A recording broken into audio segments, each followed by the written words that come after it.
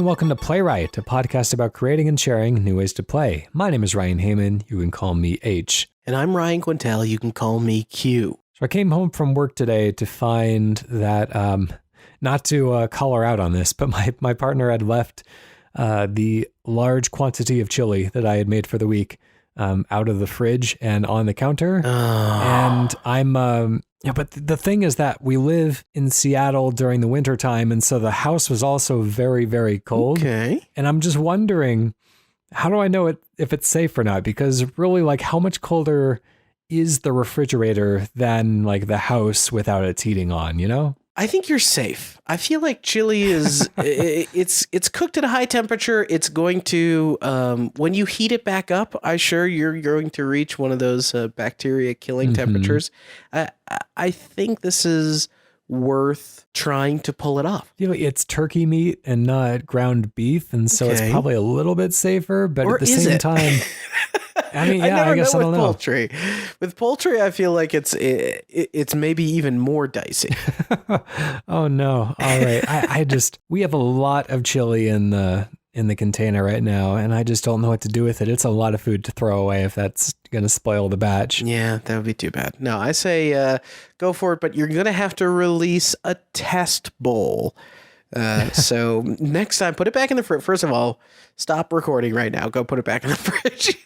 and then the next time you go to have it, you make like basically 1/4 of the bowl that you were planning to have. And then give it like 15 minutes. If your tummy's doing fine, I say unleash the beast. It's all good to go. Okay.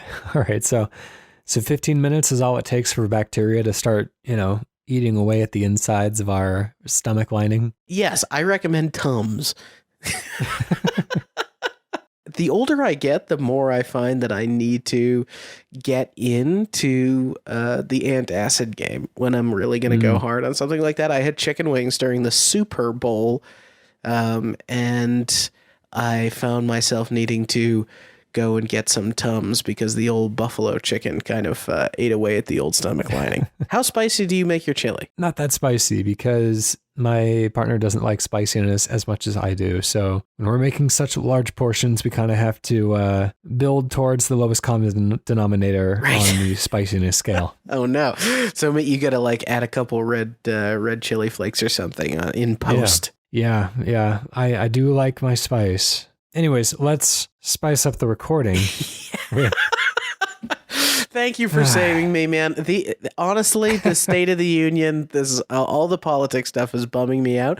I'm shaking it off. Been watching it? That's your fault at this point. Okay, here's what I'm doing. I'm shaking it off. I'm ready to bring some video game pitching energy to the show. Okay. Today, what I'm going to be pitching is a wrestling or boxing manager type of game. Basically, you decide when to rig fights and who wins to ensure maximum audience engagement. Decide the storylines, the entrances, the amount of money spent at which events, etc. You're basically kind of managing the whole like wrestling or boxing world.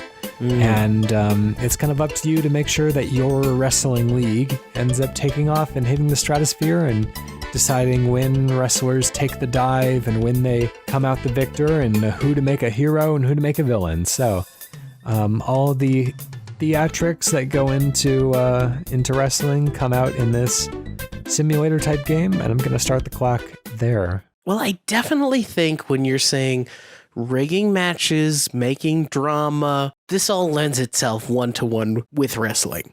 So I think it would be really interesting to do this sort of Vince McMahon simulator. And instead of doing any of the fighting of the matches, instead, like you were setting up the matches, you're choosing the lineups.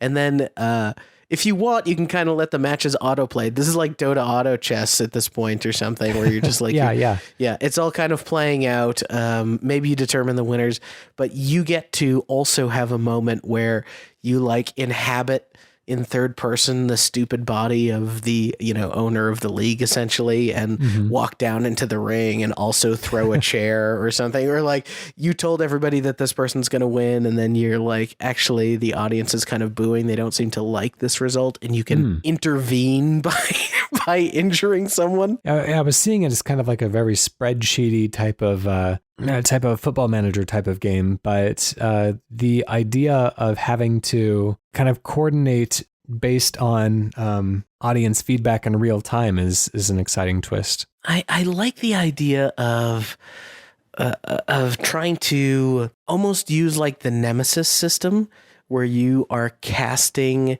people in the different sort of pyramid of roles. And so you find, this season we're going to set up so-and-so to be the villain. And so I'm going to cast some people under him. And then on the other side, on like the good guy side, like I'm going to set up this person to be the hero. So there's going to be these other people that don't have a great season, or they're going to fall. But just kind of like allowing that to play out, and also be able to pick like all those stunt venues that the WWE does, where they go to like Dubai and all of that kind of crazy crap. Yeah, that's right.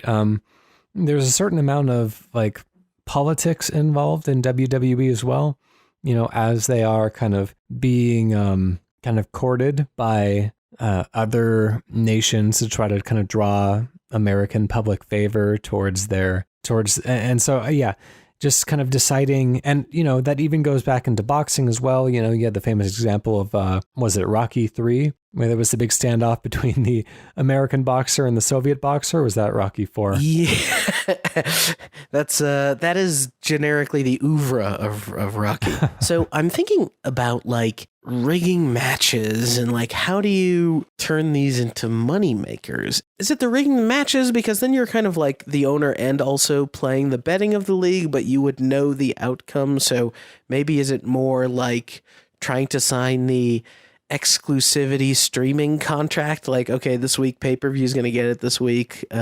We'll say like ChewTube we'll get it, and Booloo and all sorts of other crappy streaming service knockoffs. I guess if they're offering money to you to stream the content, it's because you put on a good show before, you kind of built up the prestige, but maybe they can try to lock you into a contract that's not optimal because it locks everyone else out who would be bidding higher at a certain point in the season. Maybe you want to lock into a contract because you learn that one of your star wrestlers was just injured and the next few shows are going to be a real downturn. And so if you can lock in that money early, then you're doing better than you would be otherwise. I think like with any good manager game, I've never played the sort of football managers or soccer managers of the world. What does the merch game and the stadium game look like?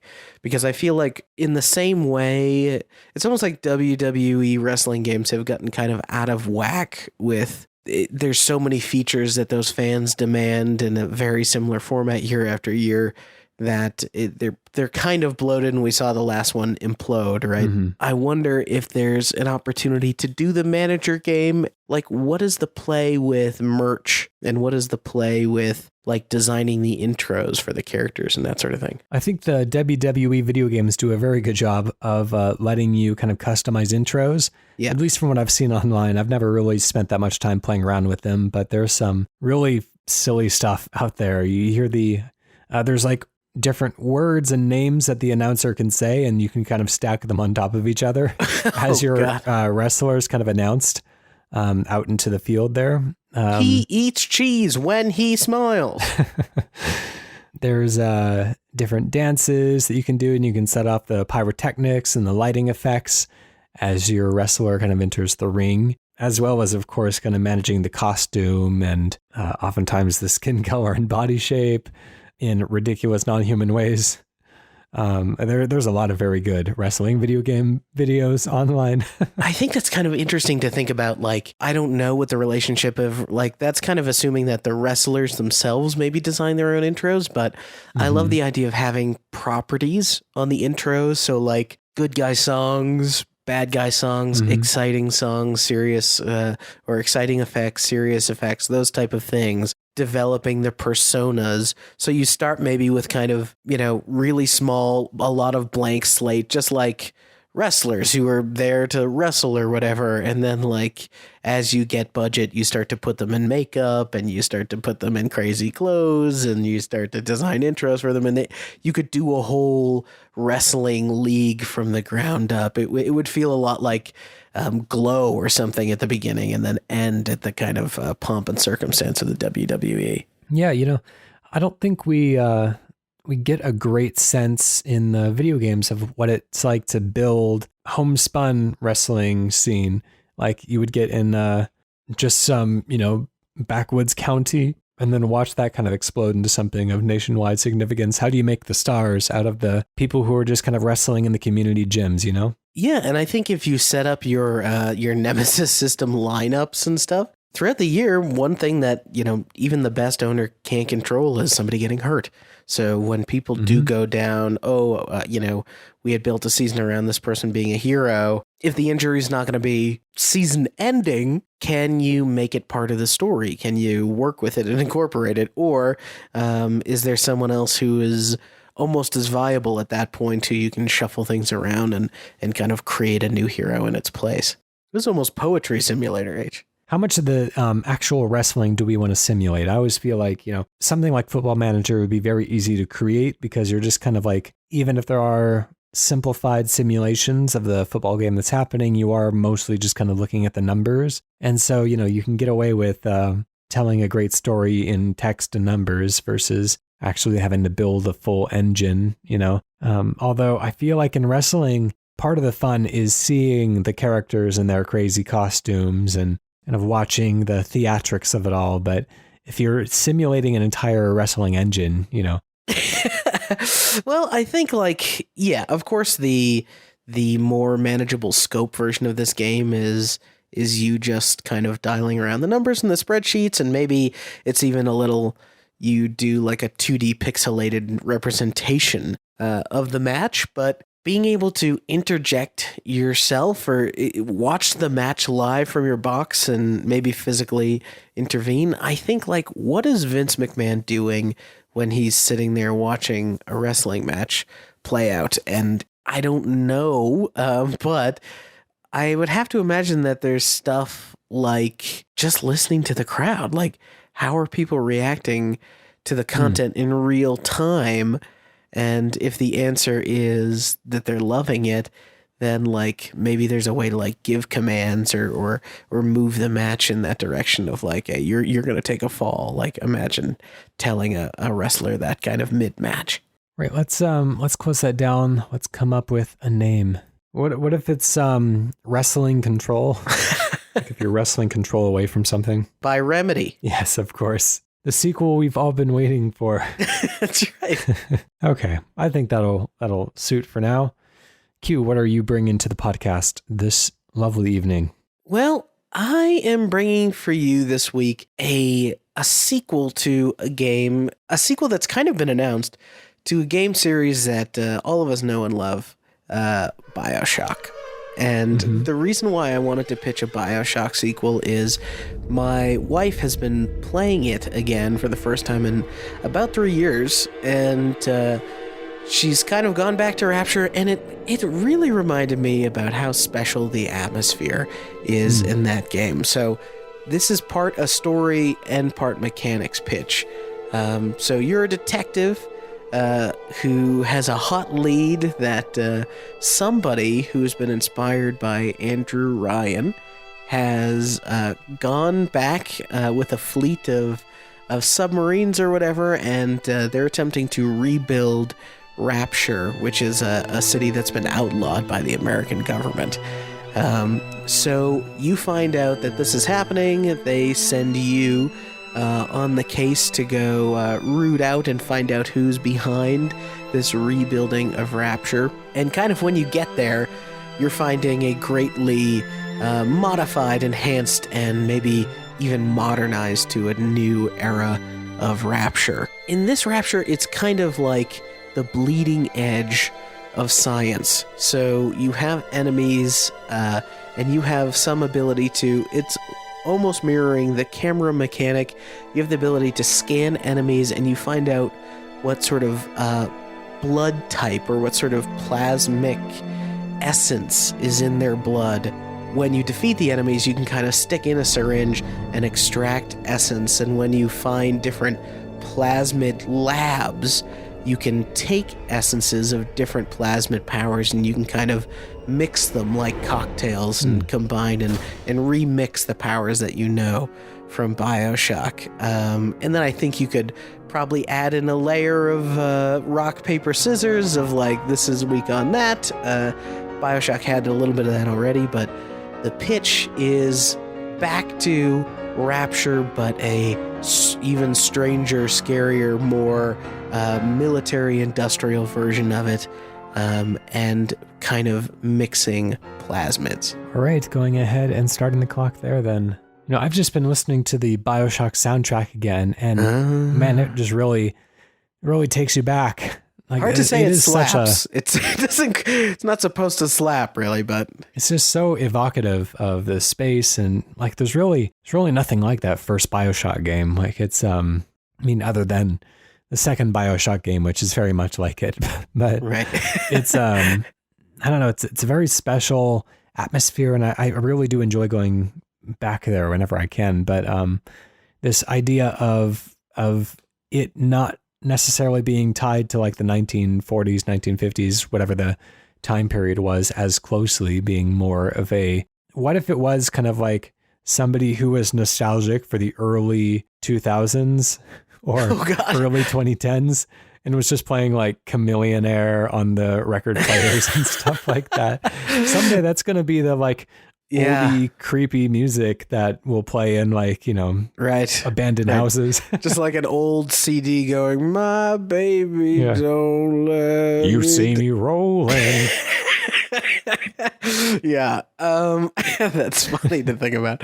And painfully true. So yeah, I think I think it would be cool to do sort of the thing that we've seen now replicated a little bit by the Wolfenstein series, which is like, we're going to an era and we're still going to do a strange, rich in detail remix of it. Mm-hmm. You know, I think BioShock 3, one of the things that maybe was a little bit of a mistake there is they were like, we want to do like a different type of Americana and American exceptionalism. I think it would be more interesting to see, like, Andrew Ryan he kind of hated, you know, Washington, he said, and he hated also Russia. So like somebody who's like clearly carving something else out for themselves and like trying to develop on that aesthetic from the mindset of like pure unmitigated freedom. And I think that's where plasmids come from, right? Like we're pushing science to the limit. What happens when you keep pushing to the limit? What sort of... Well, we saw what happens when they kept pushing it, is that kind of self-destructed. Yeah, exactly. And I also think that like we didn't get a lot of in the third game, some of the biomes, you know, some of the feeling of... I remember distinctly from BioShock, and this is not, she's at the beginning of the game, but I can still recall the gardens, and I can still recall, you know, the sort of fish flopping around on the dock, and these locations that are distinct in my mind. Certainly the medical and surgical wing and all of that stuff from the sort of beginning of the game.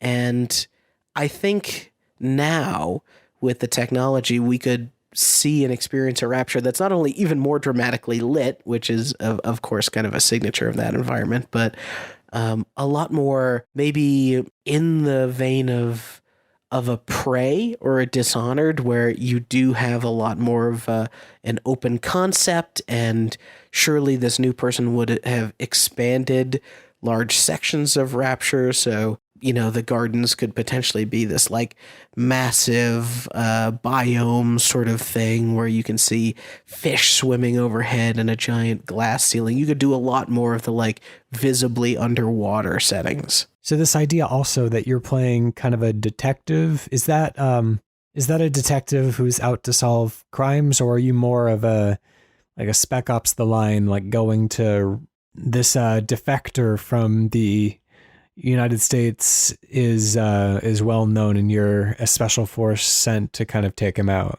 That's interesting. I like the idea of it maybe being somebody who is not maybe into, let's write a twist potentially.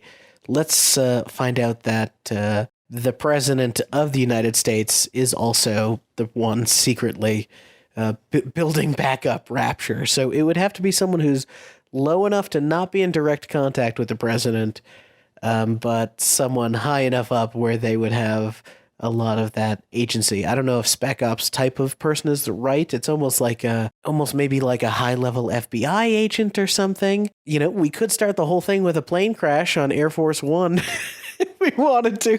You could play the president going underwater. Oh man. Maybe if we were in a fiction in which the president was really like cool and heroic or something, like a Harrison Ford type. Right. Get the full Jack Ryan treatment.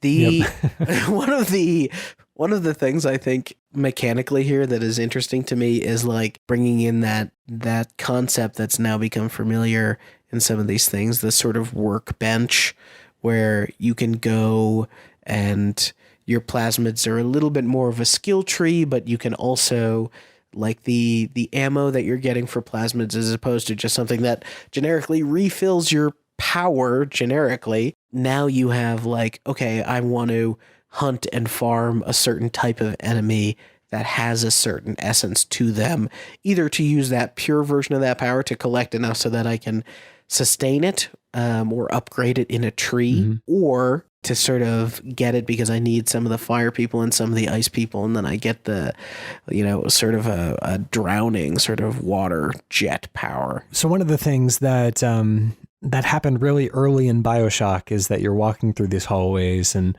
part of the glass breaks and the hallway starts to flood with water, and that's kind of an exciting moment. But it would be kind of neat if you could similarly kind of invoke those moments by shooting holes in the glass and making those cracks yourself. I always feel like for as much shooting as we do in this underwater glass city, there's not enough environmental damage penalizing stray bullets. And you know what I think would be really interesting is, yes, make the world fragile like that, and you can build into the fiction things like repair bots that all they do is like, I don't know if haphazard is the right word, but very sort of without a lot of care, just install rivets right over the holes in the same way that the sort of security robots can be summoned. So as you're in these fights and you're destroying some of those walls or you're causing these leaks, like the repair drones that are also maybe attacking you are starting to become summoned, and you can actually flood entire compartments maybe for some period of time to stop enemies from coming through them, but it would also block off your access to areas. Yeah, interesting. And so you're kind of playing almost like a tower defense game. You're blocking off passages that you don't think that you'll need, so you can buy yourself some time to investigate areas further. There's kind of an endless, potentially an endless stream of enemies, not in the same way as like a Serious Sam or a Duke Nukem type of game where they're meant to overwhelm you, but just this idea that one could show up every minute or two and could really kind of wreck your focus. Now, right, you take that and a lot of the themes of many sequels are just like the same but more, the same but bigger. Potentially you could have enemies like bigger daddies that can transverse those flooded environments or something like that. But I also like the idea of the way Rapture was metal and leather and gold, that the person who, like many people who pick up the mantle from a visionary person, they don't quite understand fully what the person was doing. And so that the new Rapture or the expanded parts of Rapture, I feel like it would be great if they felt kind of like a cheap imitation of the old stuff. Plastic where metal was, or simple material choices will do, but also like you're talking about in that sort of tunnel scene where doors are cracking or the plane crashes into the glass. There's just a fragility about the environment. Maybe it's just sold with physics or something, but I like the idea of more sort of a cheap recreation rather than someone that understood it was about an aesthetic and a quality in many ways. Let's close that down. Let's come up with a name for this one. BioShock. Well, I guess it's not BioShock 3, but it's also not BioShock It's not 4. BioShock 3. Tricky. Man. Maybe the numbered ones are the ones that take place in Rapture. When you go down the bathysphere for the first time, I think it brings you something like 20 something fathoms under the ocean, or maybe it's at some unknown number of fathoms. Maybe you do 1,000 fathoms or something like that. Or just unfathomable. Oh man. That is definitely the playwright version of this, this title. BioShock what about BioShock Unfathomed? Or if there's another word we can pair with shock. Like System Shock did. Culture Shock. It feels like another game entirely. I don't know. Maybe we do stick with the BioShock lineage here. Ooh, here you go, dude. AfterShock. That's pretty good, actually, because this is after the events of BioShock. Yeah. Going back to Rapture. All right, I like that. AfterShock. All right, let's go to our community. We have a pitch coming from Jason Estey today, who says, this idea is basically IT crowd meets Star Trek. Or is it crowd? I don't know. I never know. I think it's IT. I only see it ever written out. You play as a low-level engineer on a starship, working on mundane AV problems during big sci-fi events. You might need to reboot a crewman's work console mid-battle or repair the gravity in the science lab while vicious creatures float around. Then on a mission to an alien planet, the natives smash the translator, so you have to cable together a device while tensions grow. While I can think of funny scenarios, I can't quite picture the moment-to-moment gameplay would be. What do you think? All right, let's go ahead and get started. I do like the idea, video games are obviously always casting us in the role of the hero or villain, but a very important person usually in a story. What does the being on the bottom of the ladder feel like in Star Trek? And it's funny because we're watching Star Trek Voyager now, and so I've seen all the Star Treks except for Voyager to completion. The way they treat some of the secondary characters, they're also a lot of times called red shirts, and they have a tendency to die on away missions. So I love the idea of maybe this is also a roguelike game where you're going on away missions and you're seeing how long you survive as one of these peons on the Enterprise. This is kind of fun in an Overcooked kind of way, but the thing about Overcooked is that even though there are kind of like mounting tensions throughout the match just due to the increased speed in which orders come in and the presumed loss of control of the kitchen as things catch on fire and you're dropping more food and you're kind of losing track of what's on what burner and know what dishes need to be washed. Like there's an actual kind of narrative progression to the reason why things are getting more tense later on, as you get closer to each time limit. So, maybe there's lots of kind of simple menial tasks you have to perform, but performing them in a certain order means that certain hazards won't be affecting you later in the game. So, later in the match. So if you choose to repair the gravity quickly, that means you won't have to float around later on, or, all these different trade-offs you have to kind of mentally make.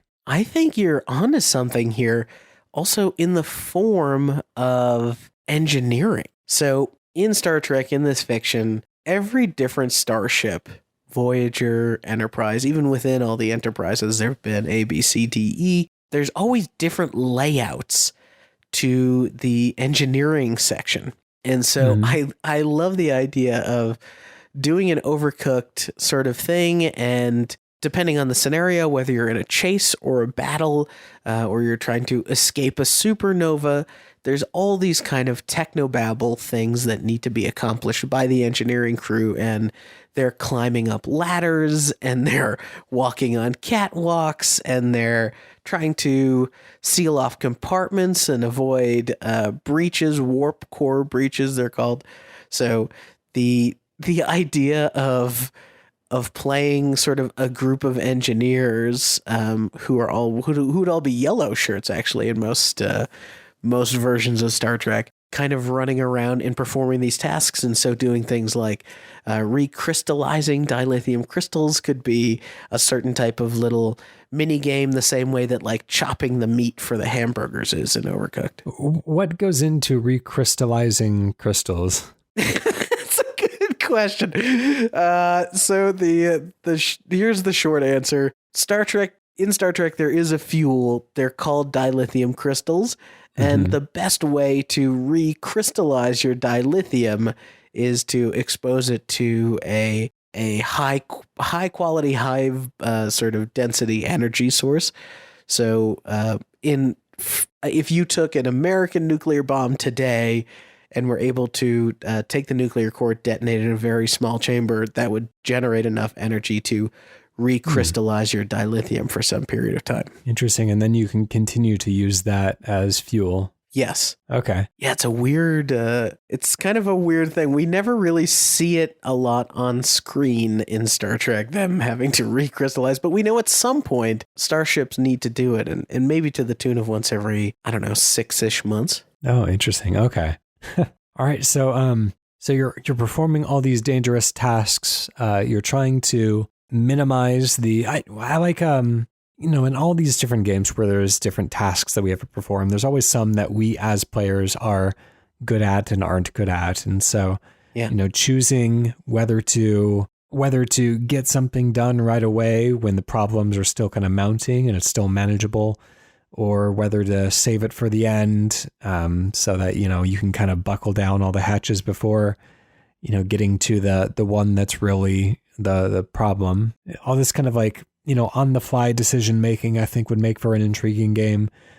We've done a pitch before about commandeering alien vessels and having to kind of on the fly figure out how all of them work, with them all being like weird alien technology that's unfamiliar to us. Is there an aspect of, presumably if you're working on whatever kind of Starfleet starships, then you kind of have a sense of how they work. But if you're called in maybe as like a tow truck driver or whatever, I think that was actually the pitch of the one we had done previously, having to, work on other types of starships as well.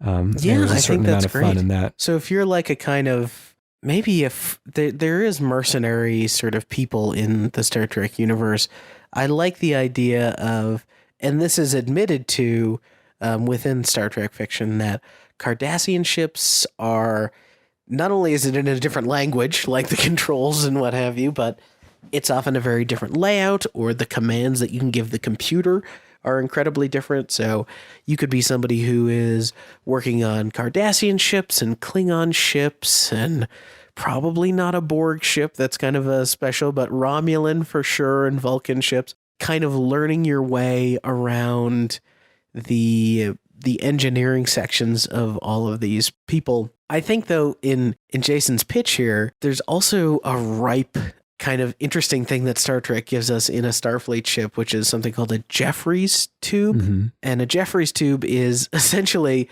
behind most of the panels of walls in a starship. There's just a bunch of like crawl space where you go to access panels and run diagnostics and hook things up and diagnose problems. And there's actually like physical parts and computer chips and stuff that need to be swapped out back there. So the kind of crawling through, like a Starfleet engineer or a Starfleet maintenance person who is, their whole life is just crawling around in these tubes of this starship to locate things, is also, I think, could be very both interesting and fun. You could even set like a sci-fi horror in those tubes, which they've done before. Mm-hmm. Yeah. Having to navigate aliens aboard. I mean, of course, in the movie Alien, the tightest corridors are the scariest place to be. Maybe one of the aspects of many of these repair chains that you're working on is the lighting system. And so if you feel like you can get it done in low visibility, you can save the lighting system to the end and really kind of speed through everything else. But of course, moving in the darkness has its own risks beyond just not knowing where you're going. Yeah. I think that there's also like being in the tubes and like constantly hearing from the head of engineering, like, hey, Ensign, we need you to go do this thing. And you're like, oh, but that's 3 decks away. And just kind of planning out your route for the day of like what tubes you're going to be crawling in. And then having really, you could do more complicated, mechanically interesting things where you're removing the panel and taking out isolinear chips or rewiring circuitry or holding devices to run scans on things. Like, I think that there's a lot of different types of articulation you could do that would be really fun. So we're just about out of time on that one. Let's end it and come up with a name for this starship repair game. So there was an episode, I believe, of Star Trek The Next Generation that used this title. It is potentially ripe for mining this. It was called Lower Decks. Okay. So maybe there's some... surely we can use we could have automatopoeia with the word deck in there or something. There's probably a good pun to be had. Starship Tapers. That just makes me think of the animal, though. Starwares. I know Ensign is one of the lowest ranks, but what is the crappiest person to be? It was based off the IT crowd. Maybe it's the dilithium crowd or something. The isolin. You could do the IC crowd, which stands for isolinear chips, which is the boring computer chips that are always being maintained and replaced on starships. Yeah. I don't know if that reads right off the bat. Catastronauts, I think, is already a game. That would be a good one. What do they say? They say this thing is going down the tubes. What if we had like Star Trek down the tubes or something like that? Because of all the kind of tubing that's on the Enterprise? Yeah, because of the tubing that's on the ships, you're crawling around in these tubes potentially. And also, the whole ship is going down the tubes. You constantly are fixing the thing. Okay. Yeah, I think that fits in nicely. Star Trek down the tubes. Alternatively, Star Trek, A Series of Tubes is also a candidate here. That's for the online version, of course. Right. All right, let's go ahead and close that down. Thank you again, Jason Estey, for writing in and giving us that pitch.